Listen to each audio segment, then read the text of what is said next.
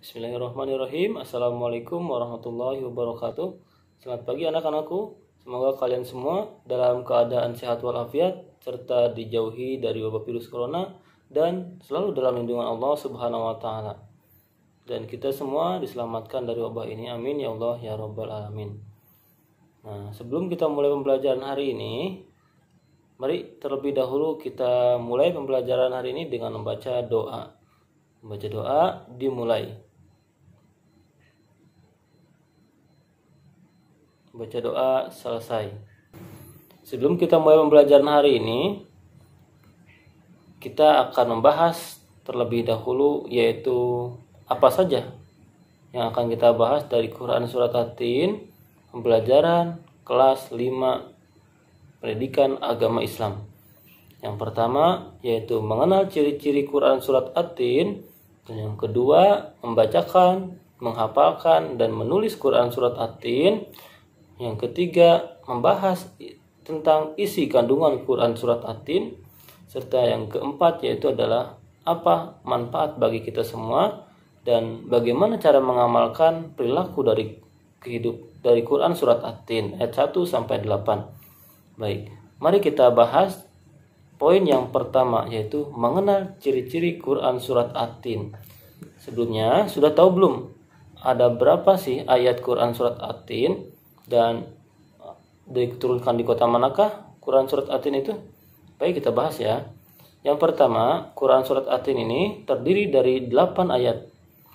Dan Quran Surat At-Tin ini diturunkan di kota Makkah. Dinamakan Quran Surat Makkiyah karena diturunkan di kota Makkah. Dan dinamakan Madinah karena diturunkan di kota Madinah. Nah, dan Quran Surat At-Tin ini adalah salah satu urutan ke-95 dari 114 surat dalam Al-Quran. Kemudian nama Quran Surat At-Tin di sini diambil dari ayat pertama, yaitu Wat-Tini, demi buah tin. Nah, baik anak-anakku, sudah kita bahas dan mengenal ciri-ciri Quran Surat At-Tin. Kita lanjut pembelajaran hari ini ke pembacaan dan menghafal Quran Surat At-Tin. Baik, baca berulang-ulang ya. Kalau tidak, nanti kita tidak akan hafal.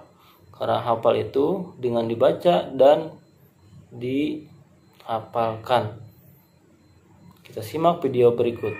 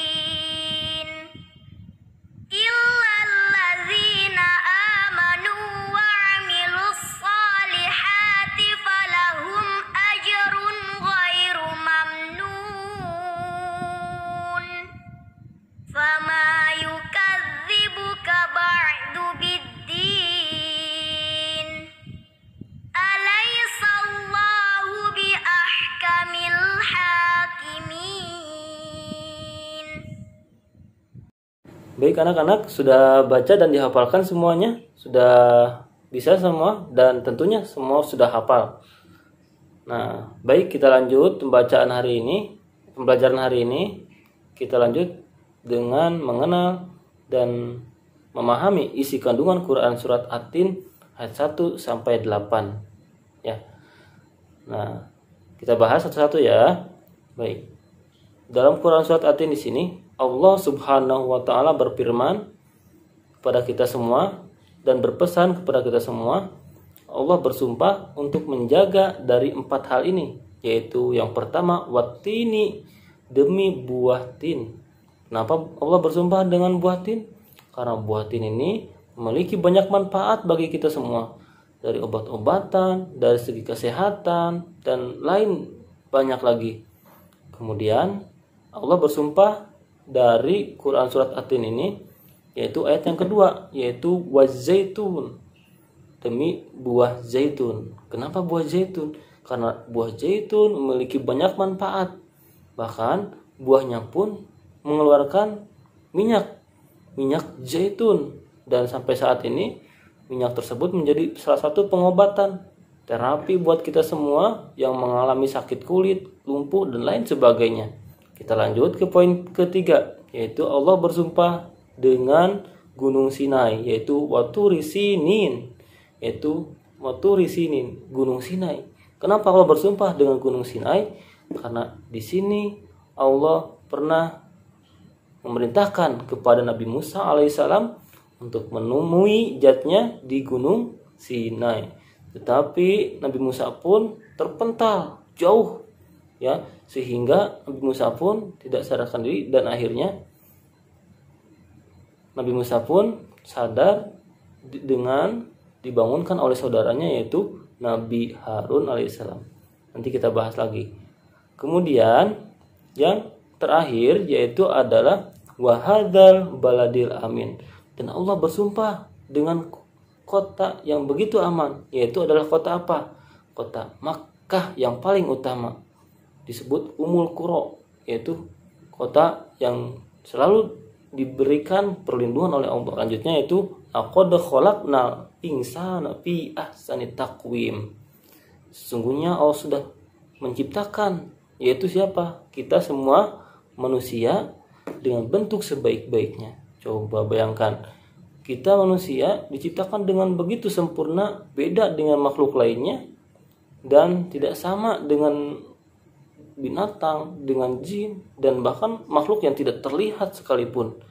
Masya Allah, ya, kita sudah mempunyai penglihatan, diberikan pendengaran, diberikan perasaan, diberikan pikiran, sehingga kita semua dapat beraktivitas dengan sempurna. Jangan catatan, dengan tidak merusak apa yang Allah ciptakan kepada sekitar kita. Contoh seperti gunung dihancurkan misalnya, kemudian pepohonan ditebang semuanya, hingga alam pun menjadi kacau berantakan, dan Allah pun murka kepada makhluknya, yaitu manusia. Ditimpakan banjir, ditimpakan lain sebagai musibah, gunung Merapi meletus, dan banyak sekalipun musibah yang kita alami, dan itu tidak terasa oleh kita karena ulah manusia. Tsumma radadnahu asfala safilin. Kemudian kami kembalikan dia itu kepada tempat yang serendah-rendahnya. Nah, ini pembalasan bagi Allah, bagi kita semua, bagi orang yang selalu sifatnya sombong dan selalu tidak menjaga dirinya sebagai hamba Allah yang selalu rendah hati. Maka Allah akan rendahkan orang tersebut dengan tempat yang serendah-rendahnya. Bahkan makhluk pun ciptaan Allah, yaitu binatang, lebih rendah dari binatang tersebut. Masya Allah, na'udzubillah min dzalik.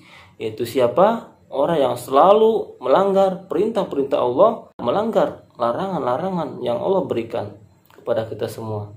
Amin. Kemudian poin selanjutnya yaitu adalah illal ladzina amanu wa amilus solihati falahum ajrun ghairu mamnun. Kata Allah begitu. Kecuali apa? Kecuali kalau kita tidak mau direndahkan dan dijatuhkan oleh Allah Subhanahu wa taala dengan tempat yang serendah-rendahnya, maka yaitu kuncinya dua, yaitu beriman dan beramal soleh. Beriman, tentu kita memiliki keimanan, yakin kepada hal yang gaib, adanya hari kiamat, adanya surga, dan adanya neraka.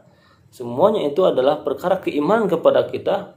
Begitupun dengan adanya Allah sang pencipta, yakin kita adanya Allah dengan adanya penciptaannya yang seluas dari alam semesta ini, adanya bumi ini dengan adanya Allah. Maka kita harus memiliki keimanan, kepercayaan kepada diri kita ini, sehingga kita dapat beribadah dengan tulus, ikhlas, dan sempurna. Kemudian apa yang kedua? Yaitu amal soleh. Tidak cukup dengan keimanan. Ada orang yang beriman yakin, ya aku tahu, aku percaya Allah ada, aku percaya adanya surga, tapi orang tersebut masih melanggar. Nah, bagaimana anak-anak? Apakah pantas orang tersebut memiliki keimanan? Tentu tidak. Maka lakukanlah dengan hal yang berikut, yaitu amal soleh. Maka keimanan itu, rukun imannya itu ada 6.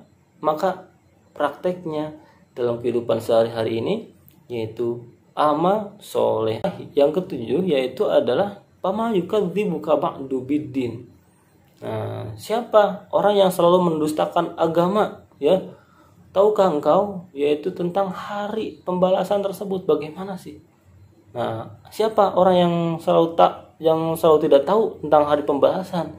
Yaitu adalah orang yang tidak pernah beriman dan juga beramal soleh.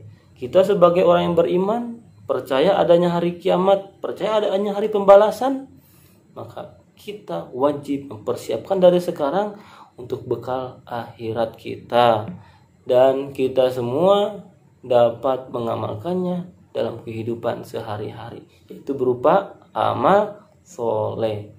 Dan terakhir yaitu alaihissallahu bi ahkamil hakimin. Kata Allah, bukanlah Allah itu adalah tempat yang seadil-adilnya. Maka kita manusia sebagai hambanya wajib untuk beriman dan beramal soleh, agar kelak di hari nanti Allah akan mengadili semua amal kebaikan kita, baik amal baik maupun amal buruk. Nah, sebesar apapun itu. Bahkan kata Allah, wa may ya'mal mithqala dzarratin khairan yarah wa may ya'mal mithqala dzarratin syarran yarah. Barang siapa yang beramal kebaikan walaupun dengan sebiji zarah, maka akan Allah balas kebaikan tersebut. Dan barang siapa yang melakukan kejelekan walaupun dengan sekecil biji zarah, maka akan Allah balas kejelekan tersebut dengan hal yang sama. Na'udzubillah min dzalik, ya. Biji zarah itu kecil, tidak terlihat oleh mata kita, bahkan dari teleskop, tahu teleskop, nah itu tidak terlihat, ya. Masya Allah, berapa banyak kesalahan kita, ya. Akankah seperti gunung? Apakah seperti lautan? Allahu a'lam bishawab. Allah yang mengetahui, ya. Itulah kebesaran Allah, keadilan Allah yang maha adil. Maka kita sebagai hambanya wajib beribadah dan taat, serta menjalankan perintah-perintahnya dan menjauhi larangan-larangannya, dan melakukan amal soleh dalam kehidupan sehari-hari, baik sholat tepat waktu, menolong sesama, dan bahkan mengerjakan tugas-tugas kita sebagai anak dan berbakti kepada orang tua. Semoga kita semua dapat adil di sini, adil menyikapi semua, baik belajar waktunya, ya, baik bermain waktunya, awas, karena adil di sini penting, baik dari sisi waktu, baik dari sisi kegiatan, baik dari sisi makan, karena kesehatan ini perlu kita jaga. Kalau kita tidak bisa adil, maka kesehatan ini akan rusak. Contoh, tidak makan seharian, apa balasannya? Yaitu kita kelaparan, selalu haus, maka kita pun akan sakit. Dan itu pun Allah akan melihat serta membalasnya. Nah, seperti itu, adik-adik. Maka jauhilah hal-hal yang dilarang oleh Allah dan taatilah perintah Allah Subhanahu wa taala dalam kehidupan sehari-hari. Dan mari kita tutup pembelajaran hari ini dengan mengucap alhamdulillahirabbil alamin, dan ditutup dengan membaca doa kifaratul majlis. Subhanakallahumma wa bihamdika asyhadu alla ilaha illa anta astaghfiruka wa atubu ilaik. Shadaqallahul azim. Nah, tatim bil alhamdulillahirabbil alamin. Assalamualaikum warahmatullahi wabarakatuh. Selamat belajar dan selamat mengerjakan